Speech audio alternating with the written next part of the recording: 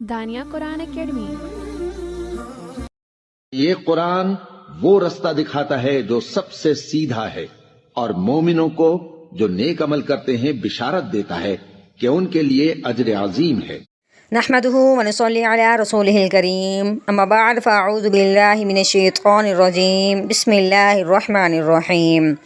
السلام علیکم ورحمۃ اللہ وبرکاتہ۔ امید ہے آپ سب خیریت سے ہوں گے، انشاءاللہ جہاں ہوں گے ایمان اور صحت کی نعمت سے مالا مال ہوں گے۔ ہاں جی، تو آغاز کرتے ہیں ہم اپنے آج کے سبق کا دعاؤں کے ساتھ۔ تو چلیے شروع کرتے ہیں۔ اللہم صلی علی سیدنا و مولانا محمد وعلی آل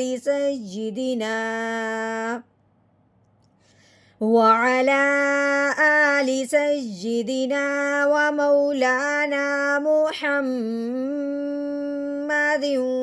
وبارک وسلم۔ رب اشرح لی صدری ویسر لی امری واحلل عقدۃ من لسانی یفقہوا قولی۔ رب زدنا علما رب زدنا علما رب زدنا علما۔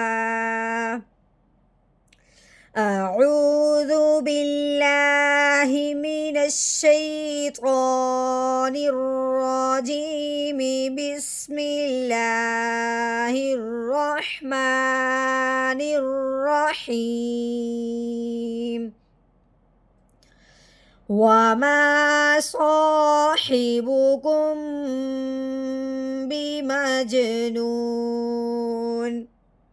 وما، واؤ کے اوپر زبر لگی ہوئی ہے، واؤ زبر وا، میم کے اوپر زبر ہے، آگے کیا ہے الف۔ الف سے پہلے حرف پہ جب زبر آ جائے تو پہلے والا حرف الف کے ساتھ ملتے ہوئے ایک الف کے برابر لمبا کیا جاتا ہے۔ کیسے؟ میم الف زبر ما، واما، صاد کے اوپر زبر ہے، اس کے آگے الف۔ الف سے پہلے حرف پہ جب زبر آ جائے تو پہلے والا حرف الف کے ساتھ ملتے ہوئے ایک الف کے برابر لمبا کیا جاتا ہے۔ الف سے پہلے جب زبر آ جاتی ہے تو اس الف پہ مد کا قاعدہ جاری ہوتا ہے، یعنی کہ لمبا ہونے کا۔ کیسے؟ صاد الف زبر صو۔ ہاں جی، آ کے نیچے زیر ہے، با کے اوپر پیش ہے، تو کیسے پڑھیں گے؟ ہا زیر حی، صاحی، با کے اوپر پیش، با پیش بو، صاحبو، کاف کے اوپر پیش، آگے میم ساکن، میم کے اوپر جزم آنے کی وجہ سے میم ساکن ہو گیا۔ ہاں جی، اب ہم نے کیا کرنا ہے؟ کاف کو میم ساکن کے ساتھ ملانا ہے، لیکن یہاں ایک بات ذہن میں رکھنی ہے، یہاں پہ کاف کو جب ہم میم ساکن کے ساتھ ملائیں گے تو ساتھ ساتھ ہم نے ایک الف کے برابر لمبا غنہ بھی کرنا ہے۔ غنہ کرنے کا مطلب کیا ہے؟ کیوں کرنا ہے غنہ؟ کہ آگے با آ گیا ہے، کیونکہ میم ساکن کے بعد جب با آ جائے تو پھر میم ساکن پہ غنہ کیا جاتا ہے۔ اب ہم نے منہ بند کر کے ایک سیکنڈ کے لیے ہم نے غنہ کرنا ہے۔ کیسے؟ کاف میم پیش کم، صاحبکم، با کے نیچے زیر ہے، با زیر بی، آگے میم کے اوپر زبر، آگے جیم ساکن ہے۔ اب ہم نے کیا دیکھنا ہے کہ جیم کن حرفوں میں سے ہے؟ حروف قلقلہ میں سے۔ حروف قلقلہ جب ساکن ہوتا ہے، حروف قلقلہ کے اوپر جب یہ جسم آ جاتی ہے تو حروف قلقلہ کو ہلا کے پڑھا جاتا ہے۔ اب ہم نے کیسے ہلانا ہے؟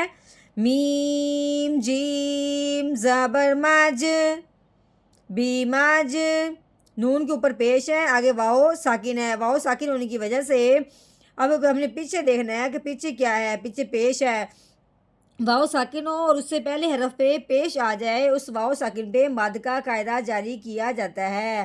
اب مد کا مطلب کیا ہے؟ اب ہم نے نون کو جب واؤ ساکن کے ساتھ ملانا ہے، ایک الف کے برابر لمبا کرنا ہے اس کو، یعنی کہ مد کا مطلب ہے لمبا کرنا۔ اب کیسے لمبا کرنا ہے؟ نون واؤ پیش نو، بی مج نو، نون کے نیچے تنوین ہے. اب ہم نے کیسے پڑھنا ہے؟ نون دو زیر نین بمجنون. اب یہ گول دائرہ ہے وقف کی صورت میں. آخر والے یہ جو گول دائرہ ہے اس کا نام وقف ہوتا ہے، یعنی کہ آیت یہاں مکمل ہوگی، بات مکمل ہوگی یہاں سے یہاں تک.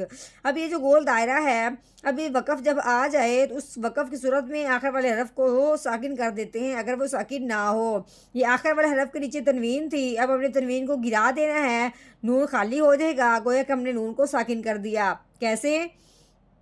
آگے وقف بمجنون بمجنون وما صاحبكم بمجنون.